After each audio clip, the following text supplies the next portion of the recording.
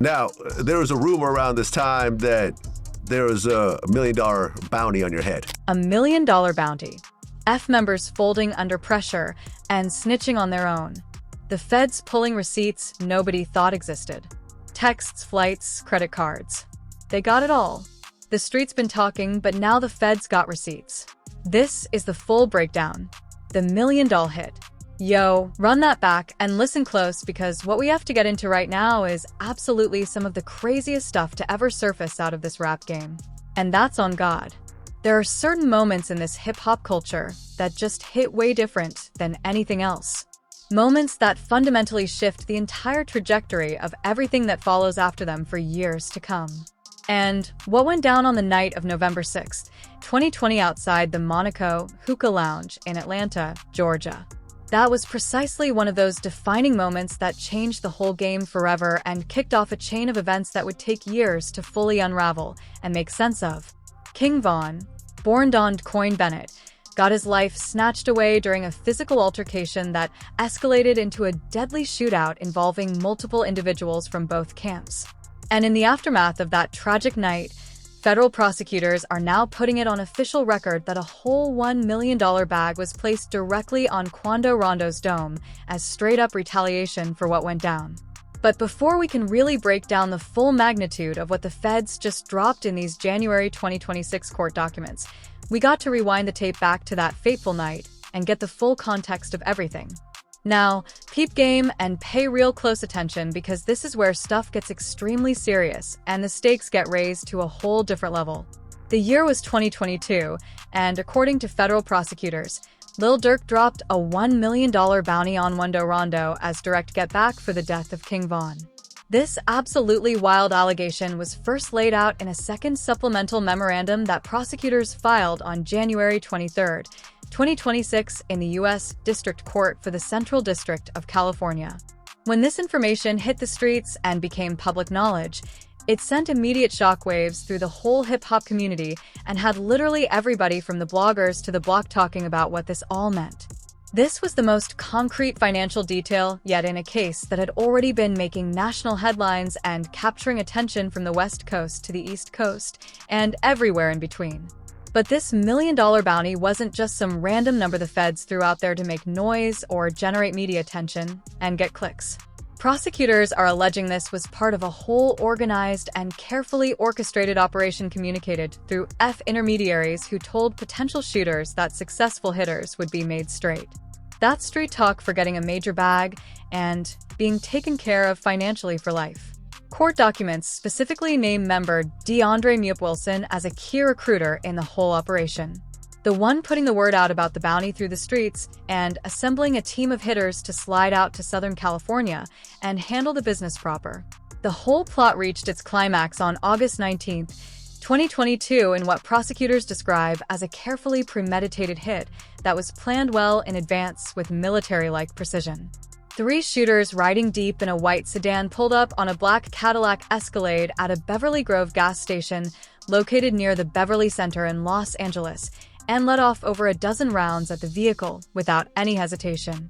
The intended target of this coordinated attack was Quando Rondo himself.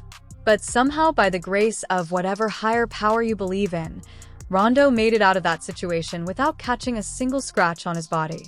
His cousin Savia Lulu P.A.B. Robinson wasn't blessed with that same fortune and didn't share that same luck. Lul P.A.B. caught some of those hot ones during the ambush and later succumbed to his injuries at the hospital. An innocent life was taken that night, and the intended target walked away breathing. Lulu Tim, who had been Quando's right hand and day one homie since the whole Vaughn situation went down in Atlanta, spoke openly on the rumored bounty that had been floating around in the streets and how it made him feel knowing there was allegedly a price tag on his head. All right. Let me get to the bottom. No, listen. The whole situation that happened with Quando. How we live and how we go by our and I'm speaking for the whole Chicago. You ain't there. Shut the fuck up. You weren't there. So you made a diss and said something about Vaughn. That's why I don't with you. You ain't did zero. The receipts and evidence the feds have compiled and stacked up in this case are absolutely insane and more extensive than anybody could have imagined. iCloud messages recovered from Durk's devices to his co-defendants include warnings such as "Don't book no flights under no names," with me showing an alleged awareness of the need for secrecy and keeping things off the radar. Bank statements allegedly show credit cards being used for flights, rental whips, and hotel rooms for the shooters who flew in from the Chai to Los Angeles to carry out the hit. They got paper trails on absolutely everything. Receipts that allegedly connect the dots between Durk's whole organization and the attempted assassination in a way that's hard to dispute. But here's where things get even more wild, and the allegations become even more damning and serious. The most heavy accusations involve what allegedly went down after the failed hit attempt didn't go as planned. Prosecutors claim that Durk rewarded the participants with anything of value under federal murder for hire statutes, including cash payments, custom jewelry and grills, features INF videos, and shout-outs and lyrics from songs that dropped after the shooting went down. The feds are saying this counts as fulfilling the bounty promise and completing the criminal transaction, even though the intended target actually survived the attack and is still walking around breathing. And it absolutely don't stop there, because the scope of this alleged conspiracy extends way beyond just Rondo being the only one targeted. Federal informants have testified under oath that Durk maintained active bounties on 6 or 7 other ops he was beefing with heavy at the time, including individuals referred to in court documents as Duke and Racho. This paints a real disturbing picture of F not merely functioning as a record label or music collective putting out hits on the charts, but as what prosecutors are describing as a hybrid criminal enterprise that used the music industry as a front for organized street activity and coordinated violence against rivals. On October 24, 2024, Durk got booked by U.S. Marshals in Broward County, Florida, alongside 5 affiliated members: Kayvon London Grant, DeAndre Dantrell Wilson, Keith Jones, David Brian Lindsay, and Asa Houston. The charges they all facing are absolutely no joke and carry serious weight that could end everything. Conspiracy to commit murder for hire, using interstate facilities for murder, resulting in death, and firearm possession in a violent crime causing death. If Durk gets convicted on these charges, he's looking at potential life in the federal penitentiary with no possibility of ever seeing freedom again. His whole life, his career, everything he built from the ground up could be completely over. What really made things look terrible for Durk and hurt his chances of getting bail and seeing the outside. Prosecutors alleged that he was actively trying to flee the country at the exact time of his arrest, having booked flights to Dubai, Switzerland, and Italy to escape prosecution. That alleged attempt to dip out of the country and disappear became a key reason why the judge denied bail and decided to keep him locked up pending trial. The case also got connected to a second alleged murder for hire plot that expanded the scope of the accusations even further. December 2024 documents linked Durk to the fatal shooting of Stefan Mack in Chicago, which prosecutors used to further argue that Durk was a serious flight risk and needed to remain in federal custody until his trial date.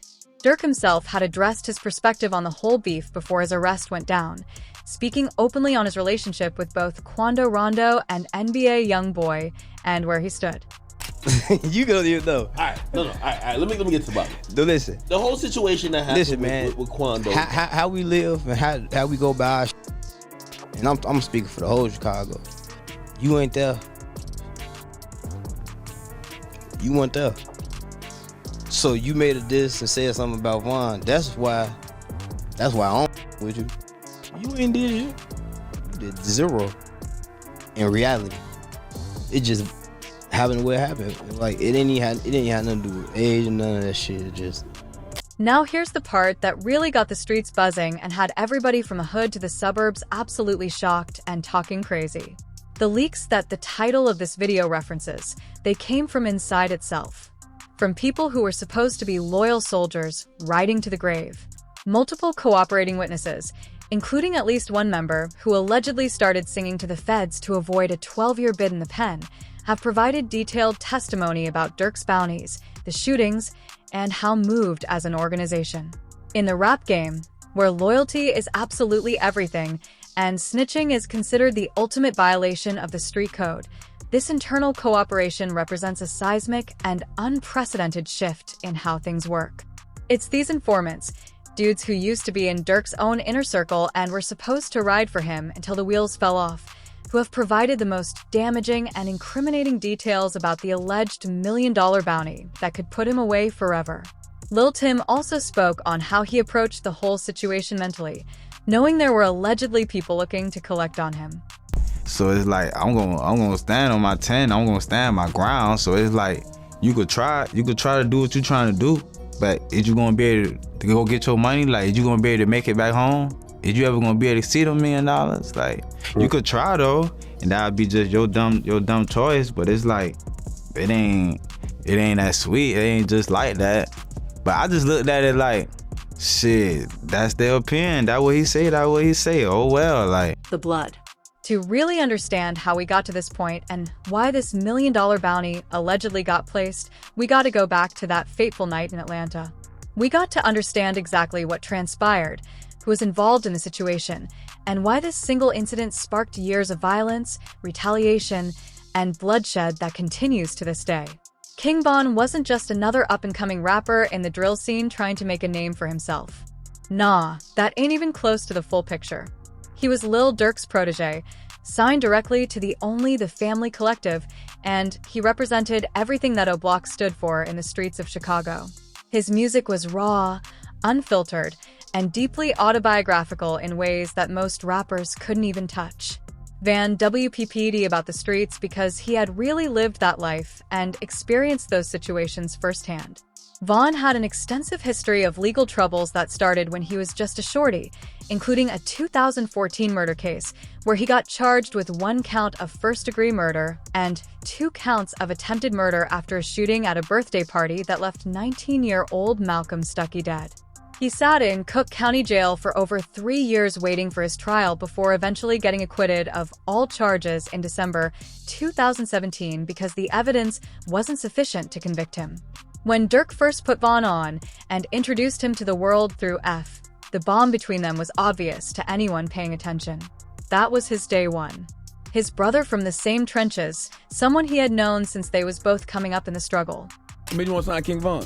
Cause he got a whole story behind him. You know what I'm saying? He from O-Block. Okay. You know what I'm saying? That should speak for itself. Nah. But know what I'm saying? He just real. You know what I'm saying? His music, just real. You know what I'm saying? It's my brother, twin. That brotherhood, that unbreakable bond between them was about to be tested in the most devastating and painful way imaginable. On the night of November 6th, 2020, both King Von's squad and Quando Rondo's crew were in Atlanta for completely different reasons. Van had been performing at events earlier that night, including turning up at Opium nightclub, where he was celebrating his success. Quando Rondo was posted up at Monaco Hookah Lounge with his people, which included his right-hand man, Timothy LOL Tim Leaks, who had been riding with him for years. According to multiple sources and accounts, Van got a call putting him on that Rondo was at the lounge after the party wrapped up, and that information prompted him to slide over there and confront Rondo face-to-face. What happened next would change everything forever and set off a chain reaction that's still playing out to this day. Surveillance footage that was later recovered showed Van walking up on Rondo's group in the parking lot around 3:15 a.m. Von initiated the whole situation by punching Rondo while he was sitting in a vehicle, not expecting the confrontation. What started as what some folks on the scene described as a fair one or a straight-up fist fight quickly got completely out of control. As the fight intensified and more people got involved, poles got drawn and the situation escalated to another level entirely. Lil Tim from the passenger seat of Rondo's whip let off on Von, hitting him multiple times with the shots. The whole scene erupted into absolute chaos, with people running in every direction. 6 people caught shots that night in the crossfire. 3 people lost their lives in the violence, including King Von, who was pronounced dead at Grady Memorial Hospital after succumbing to his injuries. Lil Tim himself would later speak publicly on what went down that night, explaining the impossible position he found himself in. All right, here we go. Today we have Lil Tim, who's most known for protecting his friend Quando Rondo with deadly force when Quando was attacked unprovoked by King Von in Atlanta in 2020. When we first spoke a couple years ago, Tim was still being charged for the shooting, so I waited until all the charges were dropped before reaching out for an interview. Timothy Leaks initially got booked and charged with felony murder for Van's death. But in March 2023, Those charges got dismissed after prosecutors determined the shooting constituted self-defense under Georgia's Stand Your Ground law. Quando Rondo was never charged at all in connection with the incident since the evidence clearly supported his crew's claim that they were just reacting to Van's aggression and defending themselves. But in the world that King Von and Lil Durk came from, what the legal system decided didn't mean absolutely nothing.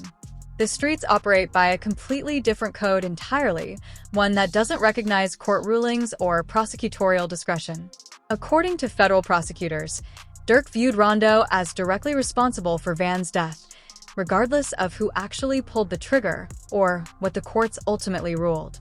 In Durk's eyes, allegedly, Rondo had to pay for what happened that night. The grief that consumed Durk in the aftermath of Van's death was real and visible to everyone who knew him or followed his career. Van wasn't just some artist on his label that he had a business relationship with. That was family. That was a brother from the same blocks. Someone Durk had known since they was both shorties running around the neighborhood. Someone he had held down through years of incarceration and legal troubles. Someone whose come up in success he had personally invested in and nurtured. And now, just like that, he was gone forever. Anneli Chapoa, who had been tight with Von and considered him a real one, spoke on what that relationship meant and how deep their bond went.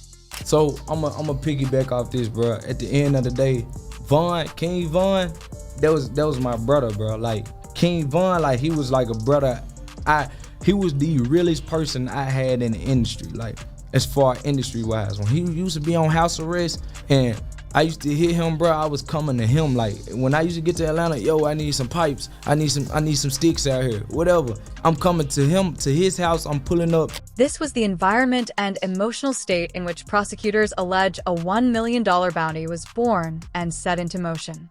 A bounty that would lead to more bloodshed, federal indictments, and some of the most shocking revelations to ever come out of a hip-hop murder for hire case in history. FBG Butter, who had been on the opposite side of the beef with Von and had history with that whole situation, kept it 100 about how he felt when he first heard the news about Von's death. So I kind of happy. You were happy you got killed. Can I say I was kind of happy? No, seriously, I was though. It's f***ed up. That, you know what I'm saying? Unfortunately, he did. But I was happy as hell when I found out Von was dead. He even went further to explain just how deep the beef between them had gotten over the years. You know what I'm saying? That's my favorite op shorty. Like, on my day, I'm late King night. Von was your favorite op? Hell yeah. Okay. Late night, we high as hell, on the phone tweaking with each other. He up stupid rolls on me. I'm broke in the trenches, up in big ass poles on me. The streets don't forget, and the streets don't forgive. That's the code that allegedly set this whole $1 million plot into motion. When you lose someone that close to you, someone you considered family, the pain don't just go away. And according to prosecutors, that pain transformed into something darker and more dangerous. Lulem also spoke about his relationship with Lul PAB, who would later become a victim in this whole tragic situation. What was Lil Pop like? Pop is like a person, his mom only child, who gonna try to take care of the family, a hustler, a money getting tight, independent, don't like depending on nobody type of person. He's that type. Were you guys pretty close? Yeah, we was close. He was close, my boy. Yeah, I'm sorry for your loss, man. It's all good, man. The reckoning. As the case against Lil Durk moves forward toward trial, his legal team has been going absolutely hard, challenging every single aspect of the prosecution's evidence and trying to poke holes in their entire case. In a 37-page brief filed in January 2026, Durk's lawyers vehemently denied all allegations, calling the entire case built on shady informants who are only talking to get their own sentences reduced and save themselves.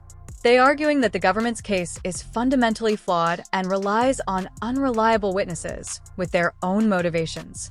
One of the biggest battlegrounds in this entire case involves the feds trying to use rap lyrics as evidence against Durk and his co-defendants. Prosecutors initially wanted to bring in 12 music videos and lyrics to demonstrate gang structure, the relationships between defendants, and what they're calling a reward system for sliding on ops. The defense has been fighting back hard against this, citing expert Eric Nielsen on racial bias and how rap music gets policed compared to other genres.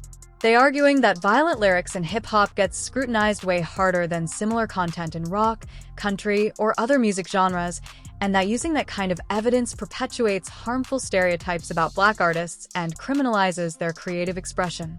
The argument has been getting some traction in the courtroom, too.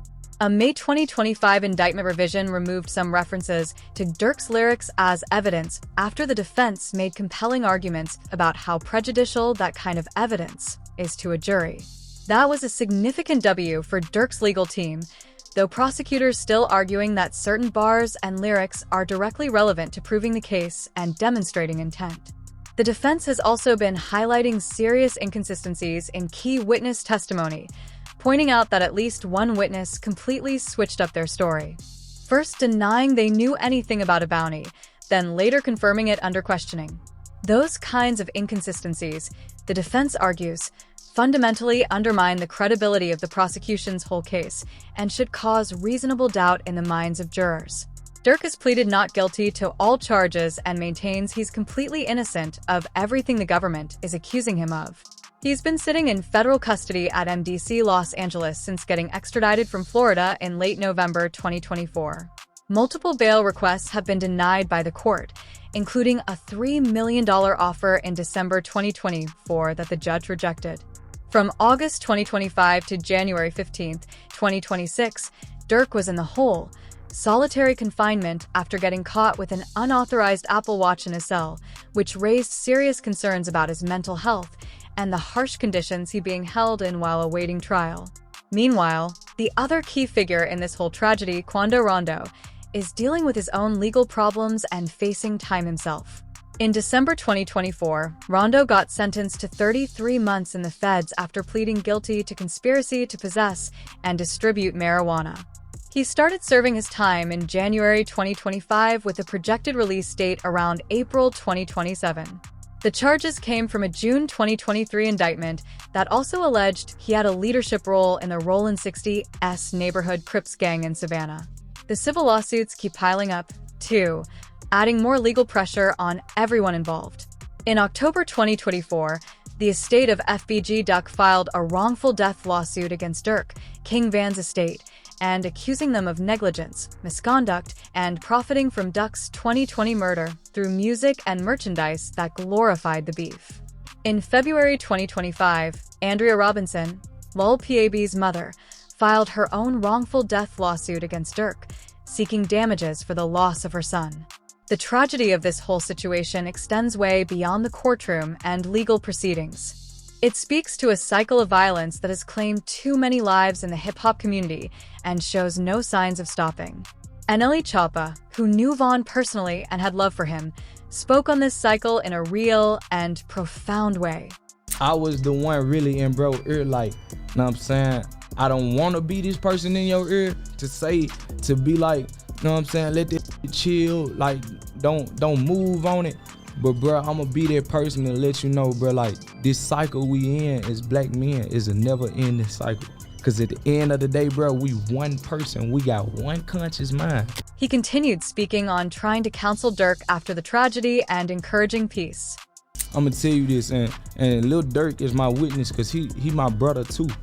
When after that happened with Vaughn and all that, all that shit was happening, bro, I was the one really in bro ear, like, know what I'm saying? The trial is currently scheduled for April 21st, 2026 in Los Angeles Federal Court, though multiple postponements have already happened because of how complex the case is and the sheer volume of evidence there is to go through.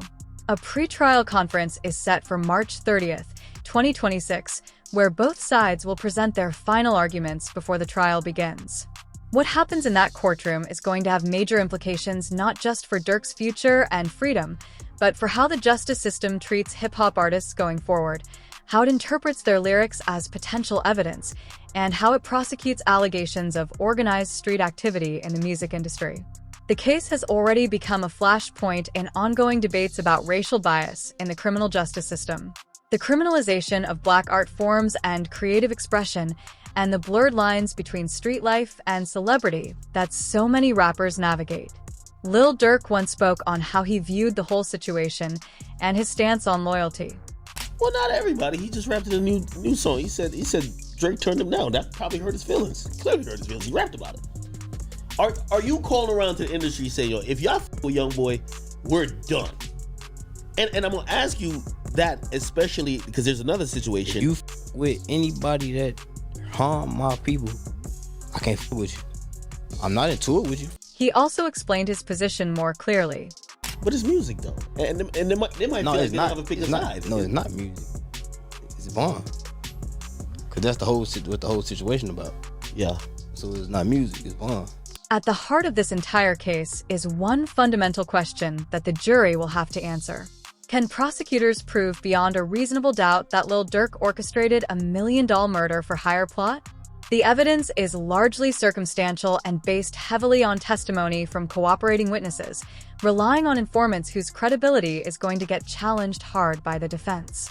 No direct recordings of the alleged bounty offer have been made public or presented to the court.